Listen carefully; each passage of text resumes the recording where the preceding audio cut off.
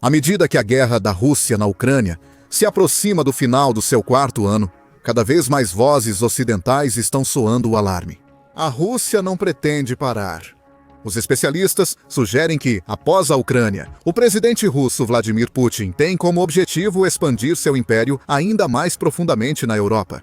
Como abordamos em um vídeo anterior, o historiador e analista militar alemão Sönke Neitzel afirmou repetidamente que o verão de 2025 pode ser o último verão pacífico na Europa. Ele alerta sobre possível ataque russo a país da OTAN até o outono de 2026. O Serviço de Inteligência de Defesa da Dinamarca, ou Serviço de Inteligência de Defesa da Dinamarca, alertou em fevereiro de 2025 que a Rússia poderia representar uma ameaça regional aos estados bálticos até 2027 e poderia iniciar uma guerra em larga escala na Europa até 2030, caso os Estados Unidos não intervenham. Segundo especialistas, como o Instituto para o Estudo da Guerra, o jornal alemão VELT e oficiais do Serviço Secreto Ucraniano, ELVs, a primeira fase dessa guerra já começou. Ela é chamada de Fase Zero e é uma parte crucial de preparar o Ocidente para as ações militares que virão em seguida. Então vamos dar uma olhada no que é a Fase Zero, se ela está funcionando ou não e se ela realmente indica um ataque russo iminente à OTAN, como sugerem os especialistas. Resumidamente, no pensamento estratégico russo, a Fase Zero é a fase da guerra antes de os tiros realmente começarem. Ela envolve o acúmulo de tropas, ataques cibernéticos e operações de reconhecimento perto das fronteiras da OTAN. Tudo isso claramente observado nos últimos meses. Mas, mais importante ainda, envolve táticas de guerra informacional e psicológica. A ideia por trás dessas táticas psicológicas subversivas é que se a nação alvo da invasão puder ser suficientemente desestabilizada e dividida antecipadamente, a invasão será muito mais fácil de realizar. Apesar de ser uma preparação sutil e nefasta, está longe do plano original dos russos na Guerra Fria para um conflito com o Ocidente. E isso provavelmente é algo muito bom. Nos anos 1960, o planejamento militar soviético passou da postura defensiva sob Iosif Stalin para uma estratégia mais ofensiva. Após a morte de Stalin, as nações do Pacto de Varsóvia, União Soviética, Albânia, Bulgária, Tchecoslováquia, Alemanha Oriental, Hungria, Polônia e Romênia concluíram que um ataque da OTAN era inevitável e que um primeiro ataque preventivo seria a melhor resposta. Eles criaram planos de guerra para uma blitzkrieg visando conquistar a Europa Ocidental rapidamente. O mais alarmante é que os planos incluíam o uso liberal de armas nucleares, tanto estratégicas quanto táticas, para destruir grandes cidades da Europa Ocidental e alvos militares como Hamburgo, Bonn, Munique, Amsterdã, Bruxelas e Viena. Assim como na Dinamarca e na Itália, não era só um exercício teórico, mas um plano sério, com comando e armas nucleares prontas para uso. Com o avanço da Guerra Fria e a menor chance de um ataque da OTAN na visão soviética, a política foi um pouco relaxada. No lugar dele, surgiu um plano mais subversivo, que parece ter iniciado as operações da Fase Zero atualmente. Yuri Bezmenov, ex-agente da KGB que desertou para o Canadá em 1970, revelou os segredos da planta na década de 1980. Em 1984, em entrevista ao jornalista libertário G. Edward Griffin, ele detalhou um plano de 4 etapas para uma guerra psicológica e subversão ideológica, chamando-o de Grande Lavagem Cerebral. A fase inicial, conhecida como desmoralização, foi estimada para durar de 15 a 20 anos mas consistia em um esforço sistemático para infiltrar instituições americanas, como a academia, a mídia e os partidos políticos, com a ideologia marxista-leninista. O objetivo era alterar a forma como a população em geral percebia a realidade. Bezmenov disse que essa fase terminou nos anos 1980 com o legado do movimento hippie dos anos 1960 e gerações de pensadores de esquerda já estabelecidos em estruturas sociais importantes. É um ponto delicado, já que a ideologia ocidental ficou mais à esquerda desde os anos 1980. Ironia, Hoje, a Rússia é muito mais uma autocracia de direita do que um sistema com princípios marxistas. A segunda etapa, a desestabilização, visa minar economia, relações exteriores, defesa e outras instituições essenciais da nação-alvo em 2 a 5 anos. Isso seria seguido por uma etapa de crise, que, segundo Bezmenov, poderia ser induzida em apenas 6 semanas por meios artificiais, levando a uma mudança violenta no poder e na economia. Por fim, a etapa de normalização veria a imposição e consolidação de um governo marxista-leninista, substituindo efetivamente a ordem política e social existente. A União Soviética colapsou no fim dos anos 1980 e no início dos anos 1990. Ela e o Pacto de Varsóvia já tinham sido descartados pela história. Nenhuma revolução marxista-leninista, instigada por subversão, ocorreu em países da OTAN antes de sua queda. Pode-se argumentar que os Estados Unidos da América e outros atores ocidentais usaram várias técnicas da KGB em operações de subversão pró-democracia, anti-autocracia e de mudança de regime. Ao redor do mundo, organizações como o Fundo Nacional para a Democracia, ou Fundo Nacional para a Democracia, e a Fundação Open Society de George Soros tornaram-se persona non grata. Em bastiões da democracia como Rússia, Bielorrússia, China, Zimbábue, Egito, Eritreia e Irã.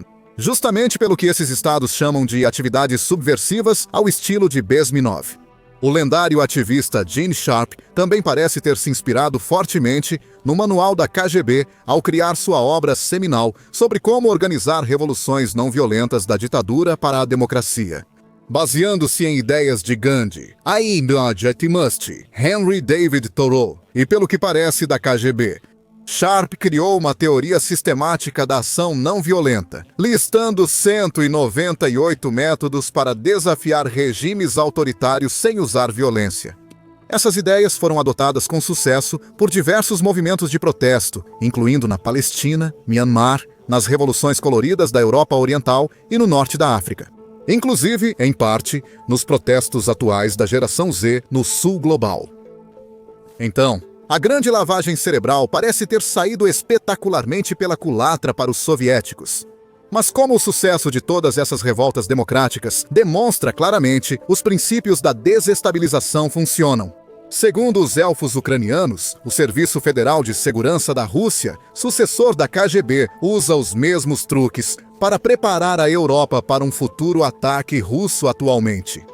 Claro, os tempos e a tecnologia mudaram significativamente desde os anos 1980 e as táticas de guerra informacional e psicológica do Serviço Federal de Segurança, comumente chamadas de operações psicológicas ou operações psicológicas, evoluíram de acordo. Embora a guerra tenha migrado de jornais, rádio e televisão para YouTube, Facebook e TikTok, o objetivo estratégico segue o mesmo. Antes de drones, mísseis ou tanques chegarem, as mentes são preparadas através da disseminação de propaganda, mitos e narrativas que agem como um malware na mente pública, enfraquecendo a resiliência nacional. Então, como eles fazem isso? Os elfos em questão afirmam ter obtido um documento que descreve como os serviços especiais russos planejavam operações psicológicas e o compartilharam com o veículo de notícias independente do Reino Unido, Byline Times. O site Slash alcançou recentemente a marca de 5 colaboradores sancionados pela Rússia por supostamente demonizar o país e criar narrativas anti-Rússia para reduzir a influência internacional de Moscou. Segundo o Byline Times, o documento lembra um romance de espionagem da Guerra Fria, um manual de geladeira e um livro de psicologia mal escrito. Um guia passo a passo para preparar e executar uma OPPSIC. A primeira etapa é mapear o tecido social da nação-alvo.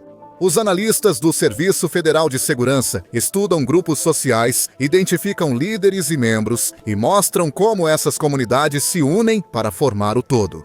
Em seguida, eles montam dossiês sobre as figuras-chave, detalhando suas características pessoais e hábitos, além das organizações de pequeno e médio porte. Em especial, eles observam o clima geral dentro e ao redor dessas organizações, os níveis de confiança nelas e quaisquer conflitos ou disfunções que possam existir. Analistas também acompanham a opinião pública e tendências locais. Eles estão procurando por elos frágeis e outros elementos vulneráveis que possam ser explorados, pontos fracos psicológicos na sociedade-alvo que possam ser atacados. No entanto, o que essa análise revela precisa ser equilibrado com o que o Serviço Federal de Segurança é fisicamente capaz de realizar. Essa é a segunda fase do planejamento deles: entender os recursos dos seus agentes e o ambiente operacional. Sobre as capacidades e recursos dos agentes, eles buscam responder a essas perguntas. Quantos agentes estão disponíveis para a operação? Qual é o nível de treinamento deles e em quais especialidades? Quais armas técnicas ou psicológicas estão disponíveis para a operação? Quais fontes de influência estão disponíveis para recompensar ou coagir os agentes? Quais oportunidades há para persuadir usando especialização ou reputação? A análise do espaço operacional é igualmente meticulosa. Os analistas precisam obter a compreensão mais clara possível de onde e por que a operação está ocorrendo. Eles precisam analisar as causas do conflito, levando em conta as opiniões da comunidade internacional e da população local.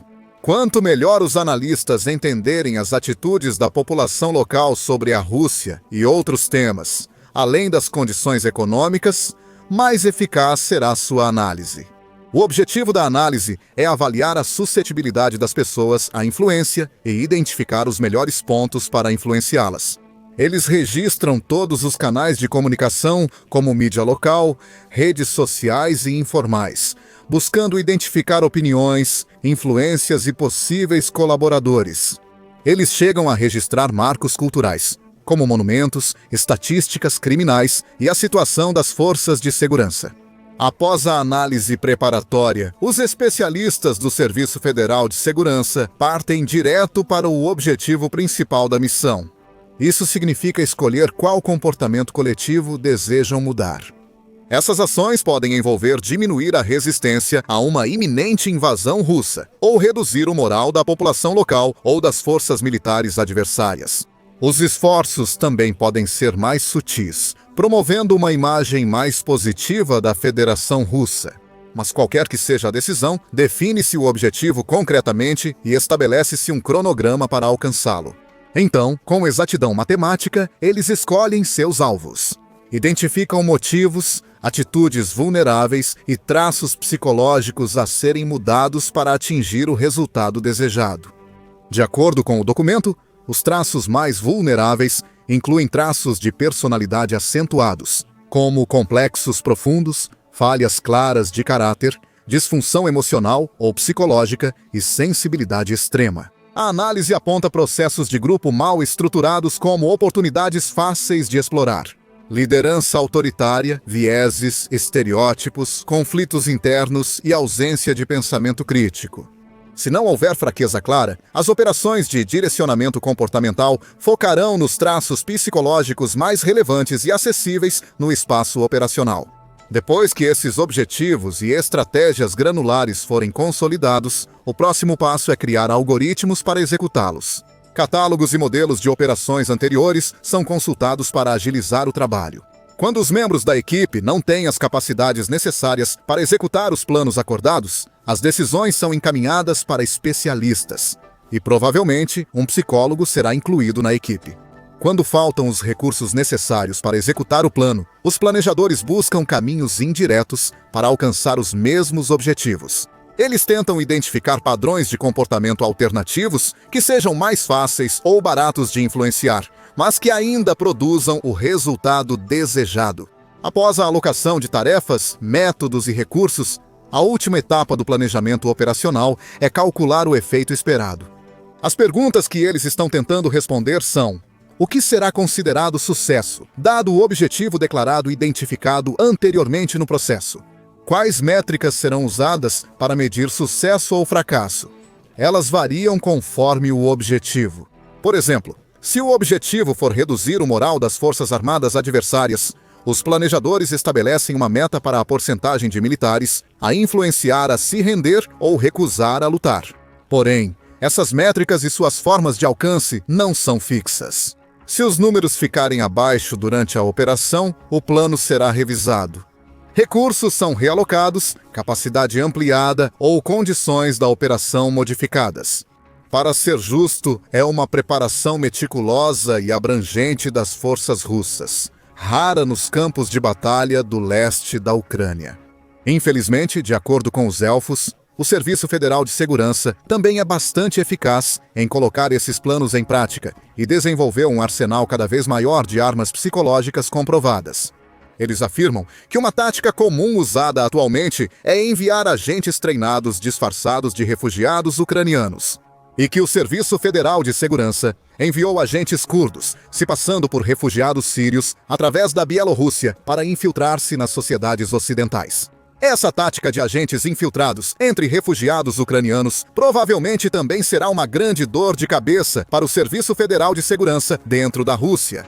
Em 2015, segundo o censo russo, havia mais de 5.864.000 ucranianos na Rússia.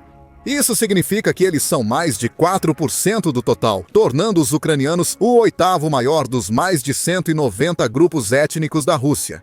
Mais de 1 milhão dessas pessoas são refugiados que foram para a Rússia desde 2014, principalmente vindos de Donbass, após o início da Guerra Civil. Desde o início da invasão da Rússia, em 2022, esses números continuaram a crescer, com estimativas variando de 12 a 29 milhões de ucranianos entrando na Rússia. A fuga desses refugiados deve ter representado uma oportunidade de ouro para a Direção Principal de Inteligência, a versão ucraniana do Serviço Federal de Segurança, infiltrar agentes. De fato, o Serviço de Segurança da Ucrânia teve muito sucesso em infiltrar agentes dentro da Rússia, como o mundo pôde testemunhar durante a ousada Operação Teia de Aranha, no início de junho de 2025, com agentes infiltrados em várias cidades russas e equipamentos contrabandeados para o país. Fontes de inteligência ucranianas afirmam que a Direção Principal de Inteligência atacou a frota de bombardeiros estratégicos da Rússia em diversas bases aéreas. Drones foram lançados de caminhões modificados perto dos aeródromos dos bombardeiros, surpreendendo os russos e causando graves danos e humilhação. Segundo Zelensky, o centro de comando da operação em território russo ficava perto de um escritório local do Serviço de Segurança. Serviço Federal de Segurança. Há outros indícios de que a Direção Principal de Inteligência trabalha intensamente, usando táticas similares aos esquemas russos expostos pelos elfos. Em outubro de 2024, o Comitê Investigativo da Rússia alertou que jovens e idosos russos estavam mais expostos a serem persuadidos por estrangeiros a cometer sabotagem. Um mês depois, o Serviço Federal de Segurança afirmou que havia frustrado uma tentativa ucraniana, apoiada pela OTAN, de recrutar membros do Exército Juvenil da Rússia. Tem sido comparado no Ocidente à famosa juventude hitlerista nazista. O Serviço Federal de Segurança alegou que o Serviço de Inteligência, a Direção Principal de Inteligência da Ucrânia, enviou e-mails de phishing para escolas em Moscou e na região ao redor. Após interceptar e alterar mensagens do Exército Jovem e do Centro de Educação Militar Patriótica Avant-Garde, o Ministério da Defesa da Ucrânia buscou coletar dados pessoais de adolescentes para seu possível recrutamento e envolvimento em atividades de inteligência e subversivas contra a segurança da Rússia, segundo o comunicado. Em novembro, o Serviço Federal de Segurança disse ter frustrado um plano sofisticado, supostamente do Direção Principal de Inteligência, com apoio da inteligência britânica, para sequestrar um Mikoyan Gurevich, 31K com míssil hipersônico KH-47M2 Kinzhal. Segundo eles, a operação visava recrutar um piloto da Força Aérea Russa por canais criptografados. Oferecem Estados Unidos, dólares, 3 milhões e cidadania ocidental para que pilote a aeronave até uma base da OTAN em Constanța, Romênia, como provocação de falsa bandeira. O Serviço Federal de Segurança afirmou que o piloto relatou a abordagem aos seus superiores, levando à exposição dos agentes estrangeiros e ao sucesso na interrupção do plano antes de sua execução. No entanto, até o momento, nem a Direção Principal de Inteligência, nem o Ministério da Defesa britânico comentaram publicamente as alegações, e não houve verificação independente das afirmações. Ainda não está claro se ações similares do Serviço Federal de Segurança na Ucrânia tiveram resultados tão espetaculares quanto a Operação Teia de Aranha. Os ELFs indicam ações do Serviço Federal de Segurança na Ucrânia. A pré-invasão visava tornar a invasão russa inevitável, divulgando boatos e informações secretas. Narrativas como "já está decidido" foram espalhadas por redes clandestinas para preparar a população para aceitar a ocupação. No entanto, vale ressaltar que ao publicar uma matéria com manchetes sensacionalistas como "a fase 0 da Rússia chegou" e "a guerra com a OTAN agora é inevitável", especialistas alertam que o Byline Times está ajudando a direção principal de inteligência a fazer a mesma coisa. Eles alimentam o medo de uma invasão inevitável, embora isso ainda esteja longe de acontecer. Especialistas como Anatoly Levin e o Instituto Quincy para a Diplomacia Responsável argumentaram isso. A Rússia não tem capacidade ou intenção de invadir Estados-membros da OTAN ou União Europeia. Essa avaliação se baseia em uma combinação das prioridades estratégicas da Rússia, limitações militares e declarações consistentes da liderança russa. Eles afirmam que a Rússia prioriza a Ucrânia, vista como essencial para sua segurança e identidade histórica, e não a expansão para a Europa Ocidental. De fato, se a Rússia está, como muitos acreditam, perdendo a guerra na Ucrânia e à beira do colapso financeiro, é difícil imaginar como ela conseguiria se opor às forças da OTAN, que são maiores e mais poderosas, mesmo que Putin assim desejasse. Os russos, por sua vez, têm sido categóricos desde o primeiro dia da invasão ao afirmar que não têm intenção ou planos de invadir ainda mais a Europa. Na Assembleia Geral da Organização das Nações Unidas, em setembro, o chanceler russo Sergei Lavrov disse que a Rússia não pretendia atacar membros da União Europeia ou da OTAN, mas, alertando sobre uma resposta decisiva a qualquer agressão direcionada a Moscou, Putin descartou as preocupações ocidentais sobre uma possível invasão russa à Europa, como sendo um absurdo e impossível de acreditar, classificando as alegações como absurdas. "Acalmem-se e durmam tranquilos", disse ele condescendente. No entanto, nesse sentido, talvez valha a pena considerar a observação do comentarista econômico Gerald Salenta, de que quando tudo o mais falha, eles te levam para a guerra. Ele comentava como governos em crise tentam culpar um inimigo externo por seus problemas internos, desviando a ira do público para longe deles mesmos. Isso muitas vezes resulta na nação se encontrando em guerra. Se a Rússia estiver claramente perdendo a guerra e enfrentando crescente descontentamento por dificuldades econômicas internas, Putin e seus apoiadores linha dura podem achar que expandir a guerra é a melhor saída para uma situação ruim. Por outro lado, o mesmo pode ser verdade na Europa. Muitos países com graves problemas econômicos e descontentamento político, como Alemanha, Reino Unido e França, também são os que mais pedem preparativos para uma guerra com a Rússia. No entanto, os elfos estão longe de serem os únicos a chamar atenção para as operações secretas da Rússia em toda a Europa. A ameaça que eles representam pode ir além de uma possível invasão. Em entrevista à TVN24, o primeiro-ministro polonês Donald Tusk disse que a Rússia tem meios para destruir não só a União Europeia como organização política, mas também a Europa como espaço cultural. Ele apontou a Quinta Coluna de Moscou, que, segundo ele, atua em todos os países do continente, como o principal desses instrumentos. No geral, talvez seja cedo para proclamar de forma exagerada que os orcs estão às portas.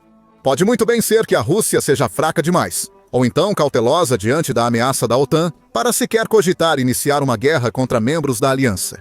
Ou pode ser que o Byline Times esteja certo. A verdadeira intenção de Putin é restabelecer a União Soviética, e a fase 0 prova que a guerra é inevitável. Mas seja qual for o caso, tomar medidas firmes para eliminar e neutralizar a Quinta Coluna russa parece ser o mais prudente a se fazer. Vamos continuar acompanhando de perto os desdobramentos? Então, certifique-se de se inscrever no canal e ativar as notificações para ficar por dentro de tudo. Obrigado por assistir!